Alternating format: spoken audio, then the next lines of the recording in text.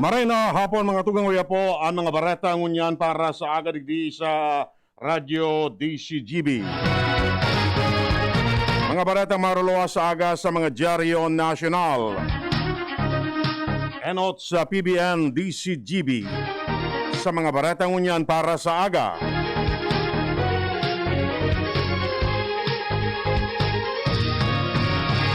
Sa Sabato ni Presidente Rodrigo Duterte dyan nabanggi ang maabot sa na pinakadakulang shipment kan Russian-made COVID-19 vaccine na Sputnik V.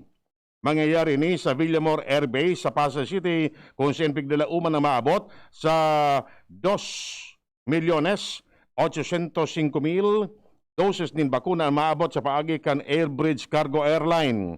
Magkakaibanan ni Duterte sa pagsabat sinda Russian Ambassador Marut Pavlov, National Task Force Against COVID-19 Chief Implementer Carlito Galvez, asin DOH Secretary Francisco Duque III. Pre-cleared naman kan one-stop shop kan Bureau of Customs sa Ninoy Aquino International Airport o NAIA ang nasabing shipment bago kaining maresibi ang mga advance document para sa verifikasyon asin releasing. Magagaramduman na kanakaaging aldaw, enot na nag-abot ang 2.7 milyones Sputnik V vaccine sa NAIA Terminal 2, lunad sa Philippine Airlines chartered flight hali sa Moscow. Sinabi ka National Task Force Against COVID-19 na ang Pilipinas sabay-sabay na makondukta ng vaccination activities sa ultimong semana ka Nobyembre. Di man sinda nagpaluwas nin petsa para sa National Vaccination Day na may kamawatan na maka-administrar ni na 5 milyones na bakuna.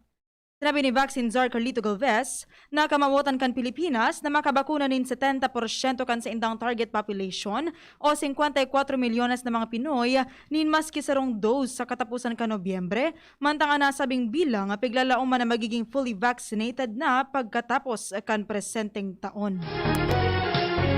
Miyaras tanto dagdag na bareta hali dyan sa luwa si Jimmy Nasolita. Jim, kamen. Nagbabalak na ang sangguniang panglungsod kan Ligaw na mag-recommender na sa DepEd ni na mga eskwelahan para sa face-to-face classes. Apira ini sa apat na mga eskwelahan na mismong DepEd nagpili na puna na bilang sample para sa face-to-face na pon sa September 15. Ang mga barangay na aprobado na kan DepEd para sa sharing na sistema nin pag-aadal, iyuan malama, umauma, kabarian, asin tupas, kadaklan elementary school. Ini ang sinabi ni Kagawad Sherwin Kising.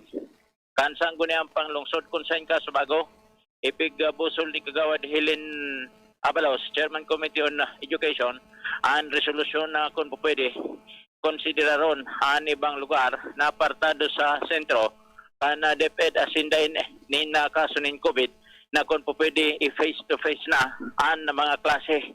Digdi sa Ligaw, sigun kay City Councilor Sherwin Kising, pababa na ang mga kaso sa COVID-19 kung saan kung dati naglalampas ang gato sa nagpo-positibo, ngunyan nasa 50 na sana an active case digdi sa nasabing syudad kung saan positibo ang paglaom kan mga lokal na opisyales sa panginot ni Mayor Pati Gonzales Alsoa na kung masustiniran kan na mga tao ang kooperasyon asin disiplina sa sadire, bako imposible na makakamtan kan kapalibutan ang normalcy pagabot sa sitwasyon sa salod kan mga syudadanos digdi sa nasabing syudad. Mga dagdag na barita, Jimmy Nasalita, DCGB News.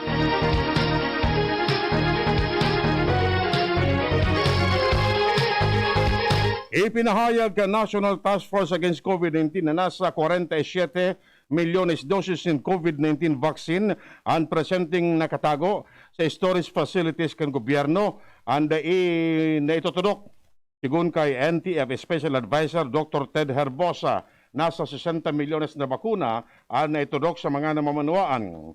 Nasa 860,000 nin Pfizer vaccine ang na-deliver na sa nasyon ka Nobyembre 6 kaya umindabot sa 110 milyones 646,500 doses ang totalmenteng numero kan supply.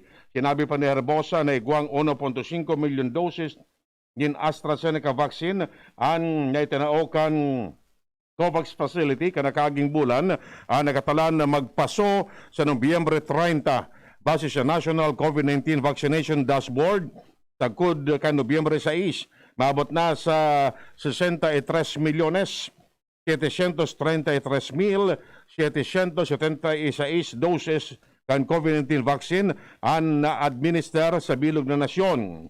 Sa nasabing numero, nasa 34,402,150 doses ang ginamit para sa pagtudok ng first dose, mantang 29,331,626 doses naman ang ginamit para sa second dose. Sinabi kan Commission on Human Rights na ang mandatory vaccination kontra sa COVID-19 pwedeng gibuhon sa lindong ni nagkapirang sirkumstansiya tangani nga masiguro na dayang masusuhay na human rights. Sinabi ni CHR spokesperson Abogado Jacqueline De Guia na ang pag-impunir nin mandatory vaccination iyon sa rong komplikadong issue dahil ang takinakaipuhan na siguruhon na maprotehiran man ang human rights. Bilang general rule, ang pagbabakuna dapat maging voluntary sagkod na ang gobyerno magsiguro na igwanin bakuna, accessible as insufficiente ana bilang dahilan takundai ini resulta sa diskriminasyon.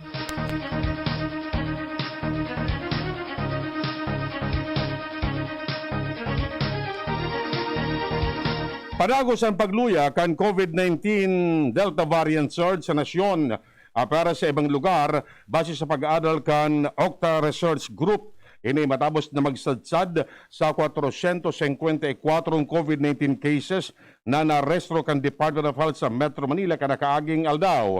Seriman, nakakamati nin outbreak ang nakaparang sa ralit na banwaan araw kan Pudtol, Apayaw, asin Santa Ana, Cagayan, kung saan medyo nagkaskas ang reproduction number. Ang Zamboanga City man ang may pinakalangkaw na daily average kan bagong COVID-19 cases sa lawas kan Metro Manila maski pa nasa downward trend na ang mga kaso sa nasabing syudad. Solamenteng ang Negros Oriental, Isabela, asin Nueva Vizcaya man ang nakapag-restro nin sobra sa tanggatos na local cases. Kasuhapon nakarestro ning karagdagan na 2,605 additional cases sa Pilipinas kaya nagitaas na susobra sa 2 milyones ang kabilugan kan kaso sa nasyon. Nakamit na kan Kamara de Representantes ang target na herd immunity kaini para sa indang mga empleyados. Sinabi ni Dr. Rufy Valencia, officer in charge kan House sa Medical and Dental Services, na sagkod ka nagkaaging Nobyembre 5, fully vaccinated na ang 70% kan House Secretariat. Sayang sinabi na daima na maharayo sa bilang ang staff kan mga miyembros kan Kamara na nabakunahan na. Enot kay ni, pinuna nindo na blended drive-thru vaccination sa mga empleyados as independence na maresibinin ikaduang dose tanganing mas maging makaskas ang pagpapabakuna.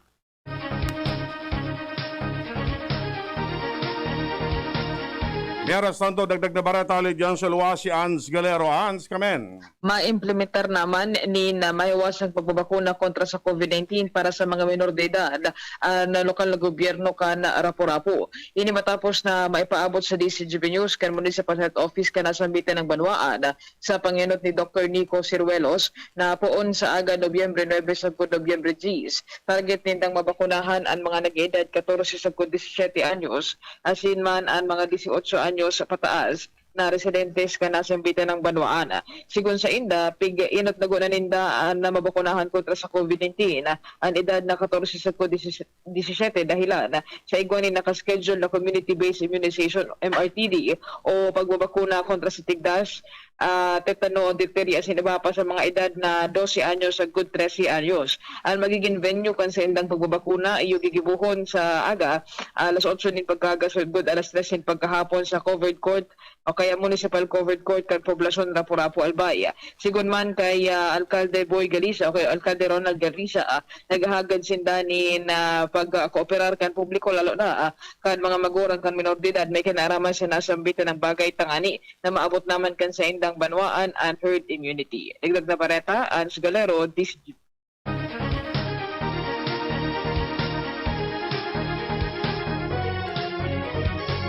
Handa na ang Interagency Task Force na magpautog-girare ni masalangkaw na alert level sa National Capital Region.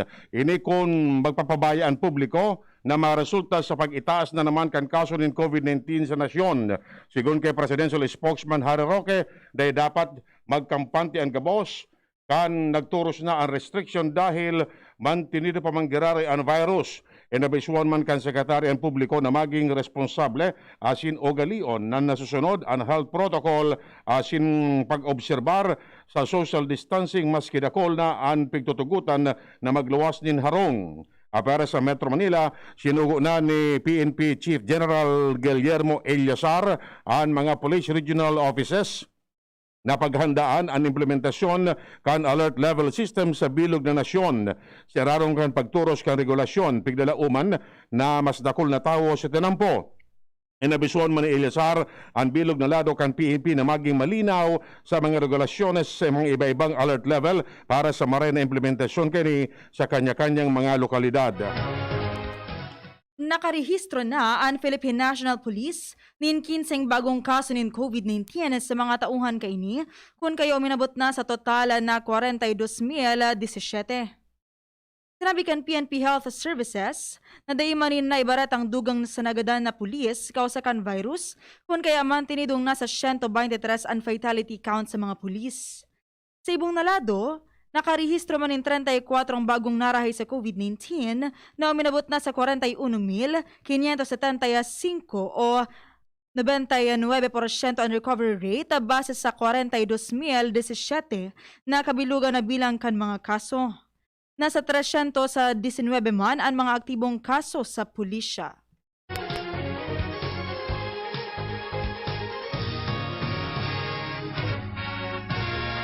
Pinunas kan Department of Health an ano man nakaditan kan publiko sa tahaw kan pag-itaas kan bilang nin mga non-COVID-19 cases sa mga hospital. Ngunya na nagbababa na ang bilang kan mga pasyenteng may SARS coronavirus 2. Kiniguro ni Health Undersecretary Maria Rosario Vergere na estable ang paggamit ka ng COVID beds asin padagos man na pigpapahiwas ang kapasidad kini kaya dahil dapat ipaghadit. Sigun kay Vergere, kung igwaman ng pigtatamaan ng COVID-19, dahil masyadong lalangkawan ang numero asin hababa man ang occupancy rate kan non-COVID beds sa mga hospital. Enot ang ipinahayag kan St. Luke's Medical Center na nagdakol ang sendang non-COVID-19 patients mantang binukasana kan Jose Rodriguez Memorial Hospital sa Caloocan City ang sendang outpatient department para respondihan ang non-COVID patient. Sa hospital man kan Imos Cavite, maabot sa 90 sa 100% ang mga non-COVID patient sa emergency room as in ward. Ipapaluwas kan Philippine National Police ang iba kan sa indang land, air asin sea assets mantang pinapakusog ninda ang transportasyon kan COVID-19 vaccines sa mga harayong lugar sa luwas kan Metro Manila. Sinabi ni PNP spokesperson na Police Colonel Roderick Agustus Alba na ipapaluwas nindaan sa indang mga magagamit na vehikulos bilang parte kan esforsos na maihatod ang mga bakuna sa mga probinsya. Para sa sea assets, sinda na nga ko ni 117 na watercraft na kumpwesto nin mga high-speed tactical watercraft, police gunboats, fast boats as in rubber boats.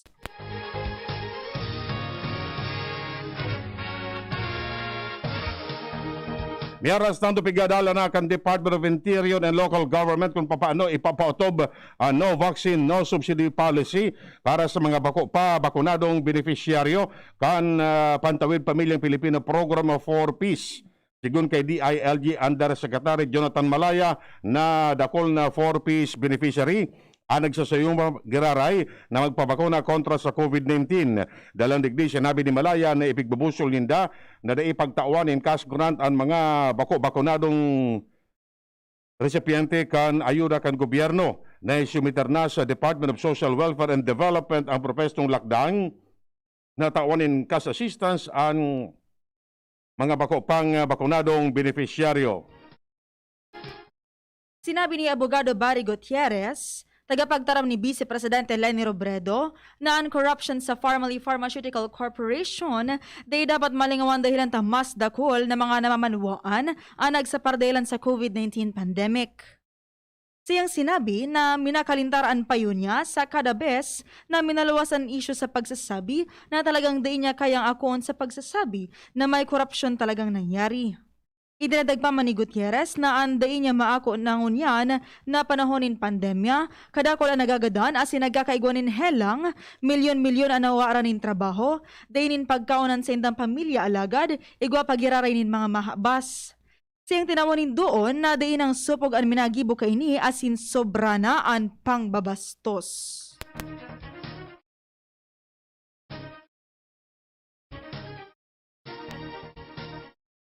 Miaras tanto, tinawanin doon ni Senador Coco Pimentel na bako magkakanigo na gibuhon na kondisyon ang pagpapabakuna kontra COVID-19 para sa pagtataonin ayuda sa Irarom kan Pantawid Pamilyang Pilipino Program of 4Ps. Paliwanag ni Pimentel na kamauotan kan programa iyo ang tabangan ang mga nagtitio sa paagi kan pagtataonin tabang financial sa senda. Sigun kay Pimentel, may mga nakapalaman digding kondisyon araw kan regular na pagpapacheck up kan mga aki sa health center. Sinabi niyang ang kondisyon na nakapalaman sa 4Ps, tinukar na sa pagpuon pa sana o bago ini punduhan. Dalang digdi tinawanin doon ni Pimentel na ang pagdagdag ng panibagong kondisyon sa programa iyo ang dapat ngunang aprobaran kan mga namamanwa ang Pilipino. Tinawanin doon ni Education Secretary Leonor Briones na igwanin mga pangangaipo na maghanda sa mga bagong grupo nin mga paratukdo na ipapairarom sa ensayo sa pamamahala sa hagyat asin pagbabago sa sektor kan edukasyon na matapos kan COVID-19 pandemic. Sa iyang sinabi na kinakaipuhan na masiguro asin mamantinir ang epesyente asin efektibo nga paratukdo kundi maghanda manin mga bagong grupo nin mga paratukdo na maturo sa post-COVID-19 learning environment. Nagbiyo nin puwersa ang DepEd as in Commission on Higher Education sa pagibunin sarong joint policy na naglalaman nin mas sa pinagayon na experiential, developmental as in a competency-aligned learning.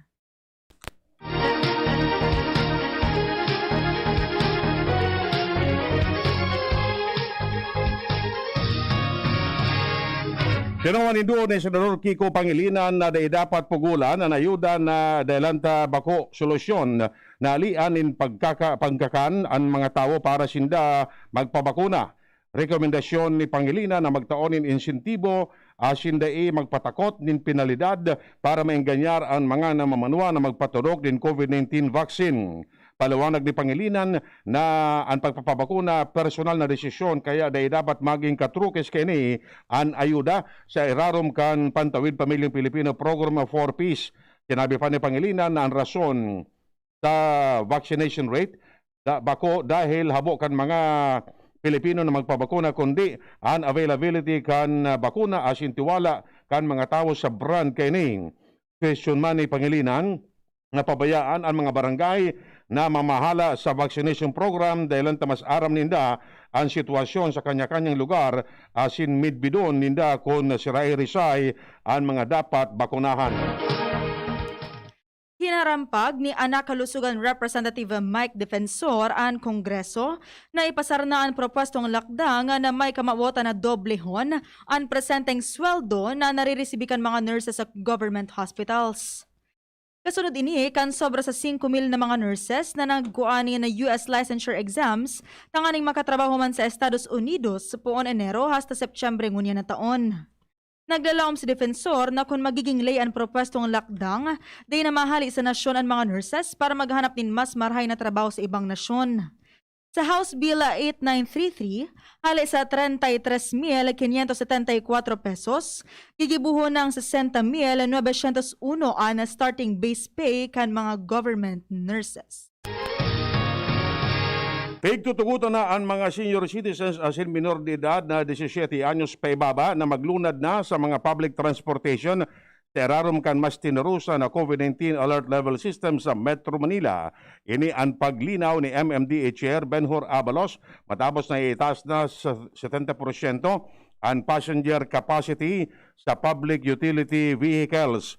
Enot ng sinabi ni DOTR Assistant Secretary Manuel Gonzales na ipigbabawal pa manggiraray na maglunad ang mga minor de edad sa mga PUV maski may kairibanan na maedad na.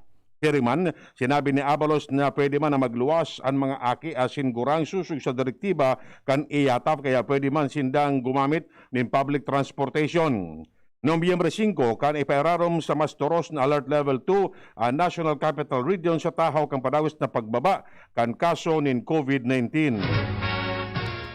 Sinugo ni Labor Secretary Bebot Bello ang Philippine Overseas Employment Administration na puna na ang pagproseso sa deployment nin mga obrero sa South Korea dahil ang tababawion naman ang paghigpit sa nasabing nasyon.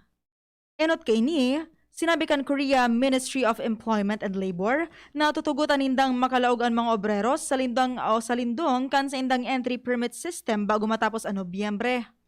Siyang sinabi na marahay na bareta ini bago sa na para sa mga EPS workers asin sa indang pamilya kundi pati sa mga Korean employers na naghahalat sa mga Pinoy na makabuelta na sa indang trabaho sa South Korea.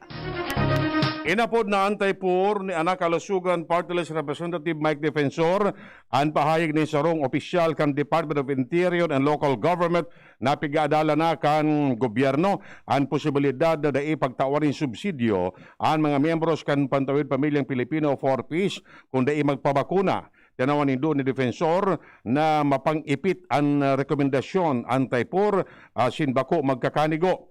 Kinabi kan kongresista na mas lalong madidipisilan ang tios na pamilya asin ang dependence kini kung naalion sa inda ang pigdalauman na cash-subsidy. Imbis na parusahan ang mga nagtitios na pamilya, dapat maghanap din paagi ang gobyerno kung paano mapapakarahay ang akses kan publiko sa mga serbisyo para sa COVID-19 vaccine. Nag-apilar man si House Assistant Minority Leader Arlene Brosas na itutok na sana kan gobyerno sa mas epektibong vaccine information ang pag-inganyar sa mga 4-piece beneficiary para makapagpabakuna kaysa sa magbaba nin panibagong kondisyon para makaresibinin ayuda. Kaya po man naresolveran ang pagpaparekas kan delivery nin bakuna sa mga probinsya lalo na sa luwas kan Metro Manila asin mga riyon na nakapagpabakuna nin 50% pa sana kan sendang populasyon. Ipapadagos ngunya na aldaw kan Kamara de Representantes ang sendang pagtiripon na mantang ang tatawanin prioridad iyon pagratifikar sa 5 trilyones pesos na 2022 national budget. Sinabi ni House Speaker Lord Alan Velasco na ang sendang pangako na siguruhon na ang budget bill na matutok sa pagbuelta sa normal kan sitwasyon sa nasyon pasiring sa full recovery kausa kan COVID-19 pandemic. Siyang sinabi na maugmasinda sa asigurasyon kan Senado na day ini matugot sa reenacted budget para sa masunod na taon.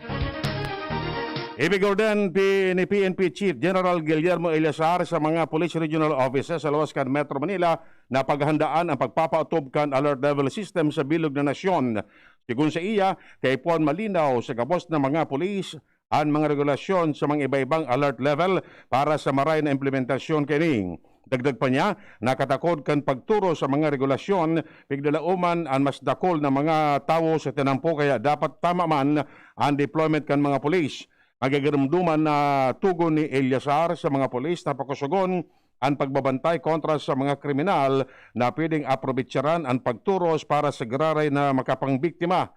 Kinabi niyang naging efektibo ang alert level system sa Metro Manila para mapababa ang kaso ng COVID-19 dalan man sa marahay na implementasyon kan mga health protocol asin pigdalauman niyang siriman kini ang gigibuhon kan mga pulis sa iba-ibang reyon.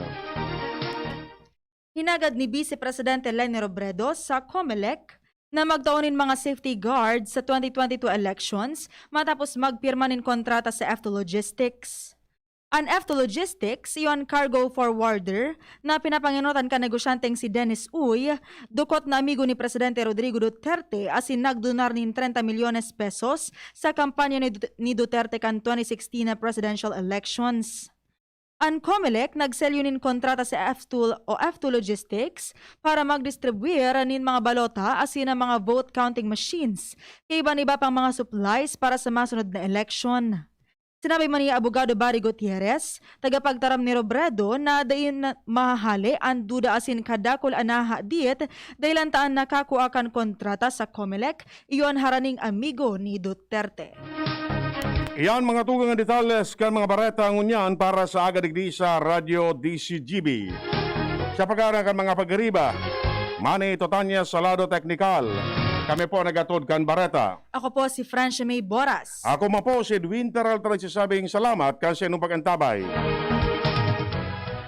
Be, harani